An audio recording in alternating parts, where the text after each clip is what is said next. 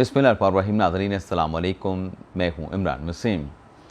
नाज़रीन, प्रोग्राम में एक तो आपको ये बताएंगे कि वज़ीर आला खैबर पख्तूनख्वा अली अमीन गंडापुर की जानिब से क्या बयानात दिए गए, उन बयानात में क्या दावे किए गए थे, लेकिन वो तमाम जो दावे थे जो गंडापुर की जानिब से किए गए, वो दावे कैसे झूठे निकले, वो दावे कैसे बेबुनियाद साबित हुए हैं, ये मामला क्या है और असल हकीकत क्या है। एक तो इस खबर की डिटेल आप नाज़रीन के साथ हम शेयर करेंगे और फिर आप देखने वालों को ये भी बताएंगे कि कैदी नंबर 804 को गालियां किसने दी, ये इमरान खान को गालियां देने का मामला क्या है, इस पर भी आगे चल के बड़ी डिटेल में आपके साथ हम बात करेंगे। और इसके अलावा हमारे ब्लॉग की जो दीगर अहम ख़बरें हैं कि अहम शख्सियत ने बड़ा दावा भी किया है, लेकिन उनकी जानिब से एक एतराज़ भी उठाया गया है और गुलकार मलकू के हवाले से भी प्रोग्राम के आखिर में मुख्तसर सी ख़बर आप देखने वालों की खिदमत में पेश करेंगे। लेकिन नाज़रीन, प्रोग्राम का आगाज़ करने से पहले आपसे चैनल सब्सक्रिप्शन की दरख्वास्त करेंगे कि चैनल को सब्सक्राइब कर लें, बेल आइकॉन का बटन प्रेस करें और अगर आपको हमारा ब्लॉग पसंद आता है तो हमारे इस वीडियो को अपने दोस्तों के साथ, अपने जानने वालों के साथ शेयर भी करें। तो नाज़रीन, प्रोग्राम का आगाज़ करते हैं। 3 अदालती ख़बरें हैं जो गुज़िश्ता रोज़ आपके साथ शेयर करना रह गई थी। एक तो नाज़रीन, जो कश्मीर के शहरी हैं, ख्वाजा खुर्शीद आज़ाद कश्मीर के शहरी हैं, उनकी बाज़ियाबी का मुकदमा कल इस्लामाबाद हाई कोर्ट में लगा हुआ था। जस्टिस मोहसिन अख्तर कियानी साहब ने समाअत की, पुलिस ने रिपोर्ट पेश की, FIA ने रिपोर्ट पेश की कि खालिद खुर्शीद के ख़िलाफ़, जावेद खुर्शीद के ख़िलाफ़ कोई मुकदमा नहीं है। लेकिन जज साहब ने इस्तफ़सार किया कि वज़ारत दिफ़ा की रिपोर्ट क्यों नहीं आई। तो वज़ारत दिफ़ा के नुमाइंदे ने कहा कि वक्त कम था, नोटिस हमें ताख़ीर से मिला, तो वक्त दे दें तो जो रिपोर्ट है वो अदालत में जमा करवा दी जाएगी।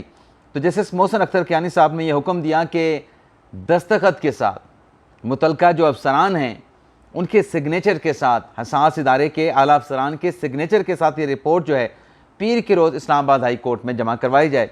और साथ में जस्टिस मोहसिन अख्तर कियानी साहब ने यह भी कहा कि ये सिग्नेचर का मैंने इसलिए कहा है कि जब दस्तखत के साथ ज़िम्मेदार मजाज अथॉरिटी की रिपोर्ट आएगी तो उसके असरात भी होंगे, उसके नताइज भी होंगे, क्या उसके नताइज भी होंगे। एक नाज़रीन ये केस हुआ है। इसके अलावा नाज़रीन, बाजियाबी के हवाले से, मिसिंग पर्सन के हवाले से लाहौर हाई कोर्ट में भी 2 अहम मुकदमात की समाअत हुई। शहबाज गिल के भाई की बाजियाबी के हवाले से लाहौर हाई कोर्ट ने 27 जून तक मगवी को बाजियाब कराने का हुक्म दे दिया है और जो मोबाइल सेलुलर कंपनियां हैं उन्हें शहबाज गिल के भाई का जो CDR है वो पुलिस को फराहम करने का हुक्म दे दिया है। तो ये भी नाज़रीन एक मिसिंग पर्सन के केस की हाई कोर्ट में समाअत हुई है। इसके अलावा नाज़रीन, ज़हूर मशवानी और मज़हर मशवानी, अज़हर मशवानी के दोनों भाई हैं, ये भी लापता हैं, मिसिंग हैं। इनकी बाजियाबी के लिए भी लाहौर हाई कोर्ट में मुकदमे की समाअत हुई, जिसमें नाज़रीन ISI और MI की जानिब से दोनों की तहवील से इनकार कर दिया गया और ये कहा गया कि ज़हूर मशवानी और मज़हर मशवानी हमारी तहवील में नहीं है। अच्छा नाज़रीन, ये जब मैं ख़बर आपको रिपोर्ट कर रहा हूँ तो मेरे जहन में ये भी आ रहा है कि जो मोहसिन अख्तर कियानी साहब ने रिपोर्ट मांगी है ISI से जावेद खुर्शीद की बाजियाबी के हवाले से, तो वहाँ पर भी ISI ने यही रिपोर्ट दी। तो फिर वो नताइज वाली बात कहाँ पर आएगी जब इदारा मानेगा ही नहीं, जब इदारा इनकार कर देगा कि हमारी तहवील में है ही नहीं, तो फिर कॉन्सिक्वेंस कहाँ से निकलेंगे, कैसे निकलेंगे, कैसे उन पर डाले जाएंगे, ये नाज़रीन बड़ा अहम सवाल है। लेकिन बहरहाल इस केस में भी अदालत की जानिब से ISI और MI की रिपोर्ट आने के बाद पुलिस अफसरान की सरजनिश की गई और मुतलका SHO को कहा गया कि जो फुटेज है जिसमें इन दोनों को कोई उठा के ले जा रहा है, कौन उठा के ले जा रहा है, उस फुटेज का जायज़ा लेके आइंदा समाअत पर रिपोर्ट पेश करने और फर्दर कार्रवाई करने का पुलिस को हुक्म दे दिया गया है। अगली खबर नाज़रीन जो आपके साथ हम शेयर करने जा रहे हैं, अभी थोड़ी देर पहले शहबाज गिल साहब के भाई की बाजियाबी के केस का जिक्र हुआ।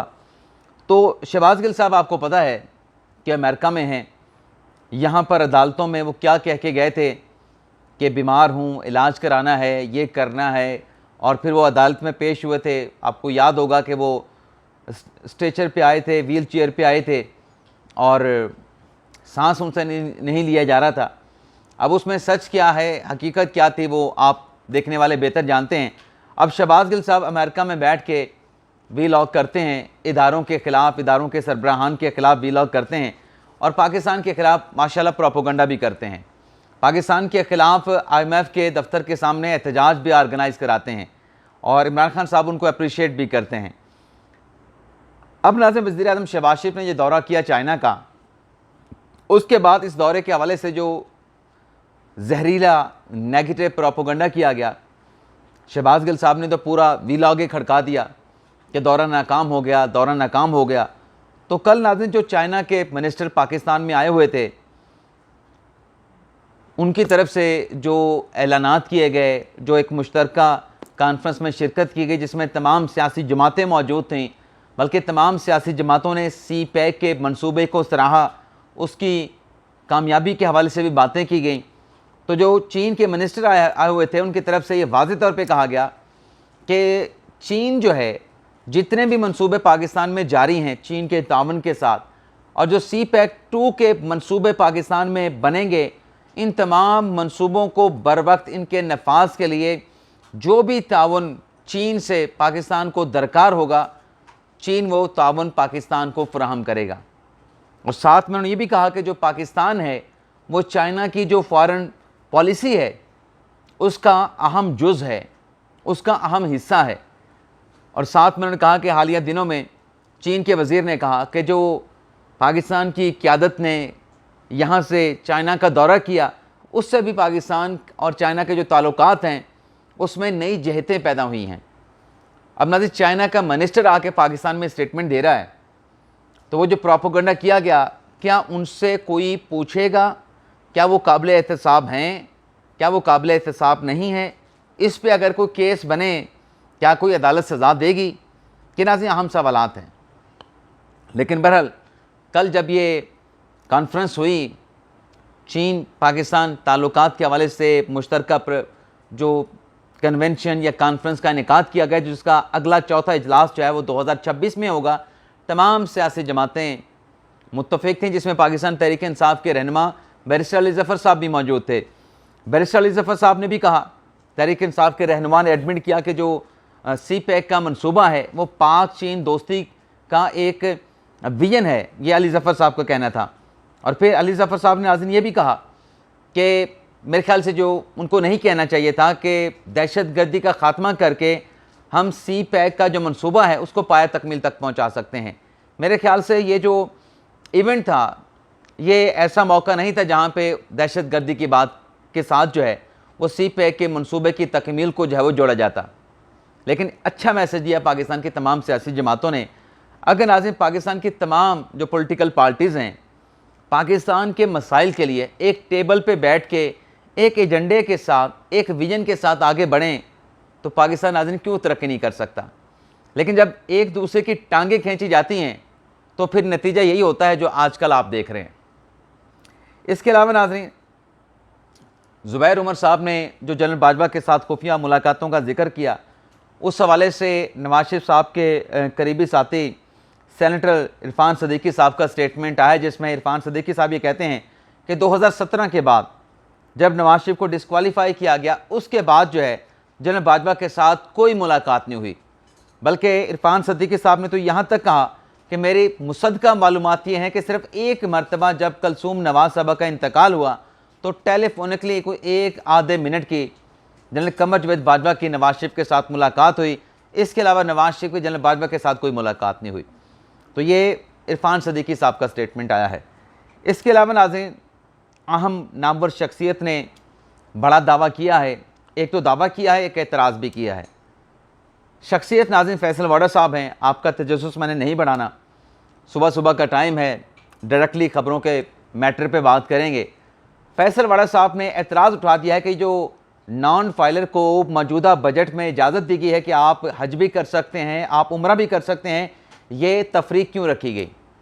जब नॉन फाइलर के लिए सख्ती की जा रही है, नॉन फाइलर बैरून मुल्क का सफ़र नहीं कर सकता, लेकिन उसमें एक इस्तिस्ना दिया गया है उम्रे का, हज का, तो ये इस्तिस्ना भी नहीं होना चाहिए। फैसल वाडा साहब ने कहा कि क्या मज़हब की वजह से ये इस्तिस्ना दिया गया? तो मज़हब भी जो है, फैसल वाडा ने कहा कि मज़हब भी कानून पर अमल दरामद की बात करता है। और साथ में फैसल वाडा ने नाज़रीन ये एतराज़ जहाँ पे उठाया है कि हज उम्रा के ऊपर भी जो है वो पाबंदी होनी चाहिए नॉन फाइलर की। साथ में उन्होंने कहा कि कोरोना के दौर में जो मीडिया वर्कर्स की तनख्वाहों में कटौतियाँ हुई हैं वो कटौतियाँ वापस की जाएँ। और साथ में उन्होंने ये दावा किया कि जो बजट है 2024 का वो डंके की चोट पे पास होगा। और साथ में उन्होंने ये भी कहा कि जो निष्कारी इदारों की होनी है वो निष्कारियाँ भी होंगी। और साथ में उन्होंने एक और हिंट भी दिया, इशारा भी दिया कि कुछ ऐसे रहनुमा हैं, कुछ ऐसे पब्लिक ऑफिस होल्डर हैं जो स्मगलिंग की गाड़ियाँ इस्तेमाल करते हैं। और साथ में उन्होंने कहा कि उनके नाम भी चंद सेकंड में मंजर आम पे लाए जा सकते हैं। तो नाज़रीन, जब पब्लिक ऑफिस होल्डर ही स्मगलिंग की गाड़ियाँ इस्तेमाल कर रहे होंगे तो आवाम को क्या पैगाम जा रहा होगा। अगली खबर नाज़रीन, आ जाते हैं अली अमीन गंडापुर साहब वाले मामले पे। अली अमीन गंडापुर साहब का क्या कच्चा चट्टा खुला है।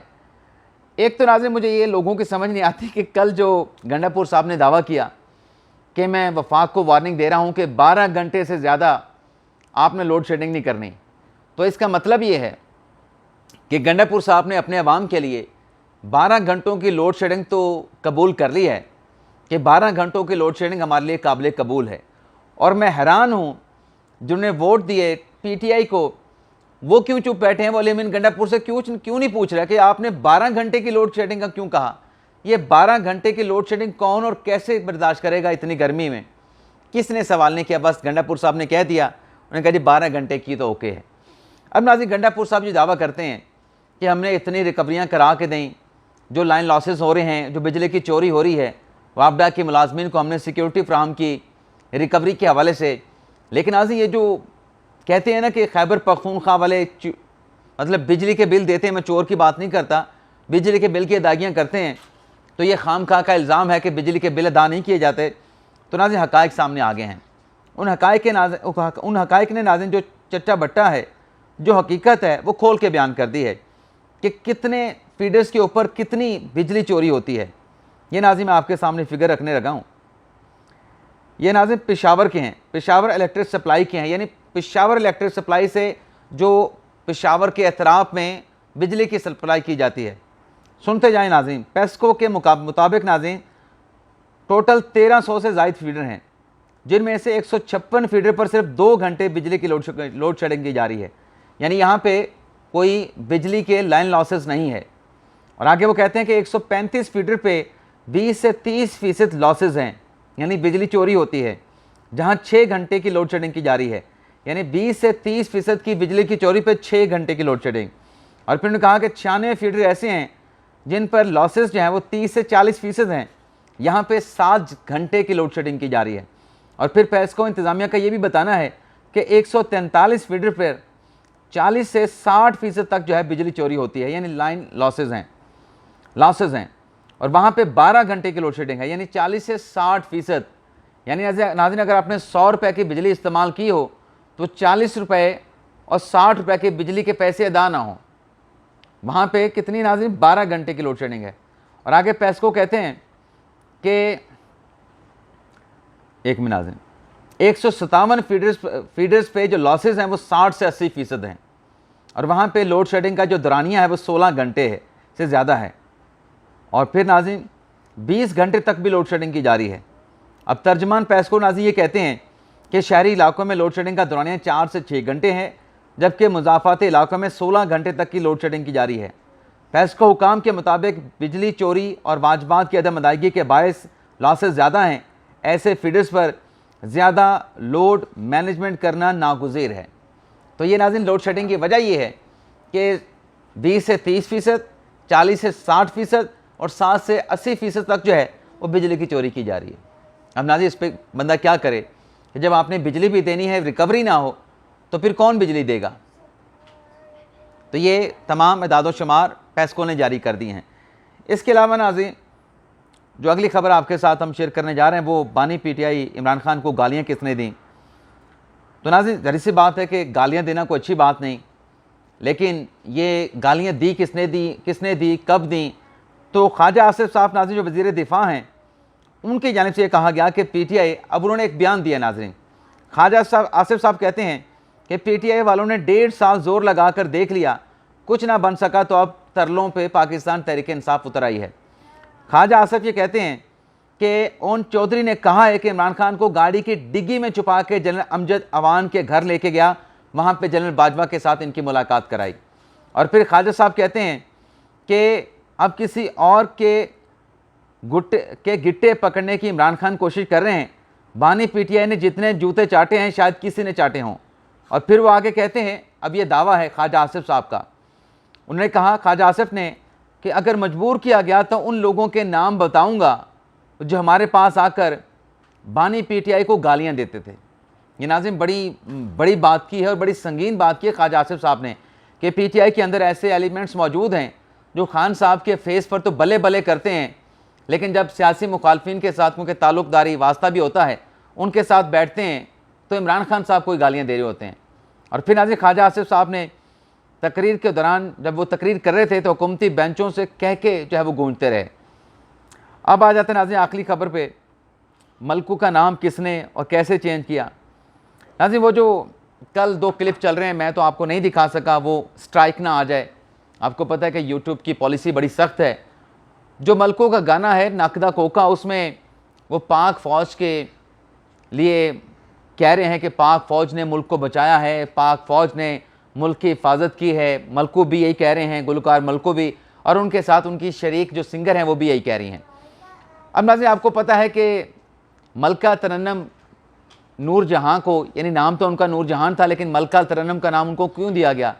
क्योंकि जंग में भारत के साथ जब जंग चल रही थी तो उन्होंने जो गाने गाए, जो कौमी तराने उन्होंने गाए, मिली नगमे उन्होंने गाए, तो उस पर उन्हें मलका तरन्नम का खिताब दिया गया।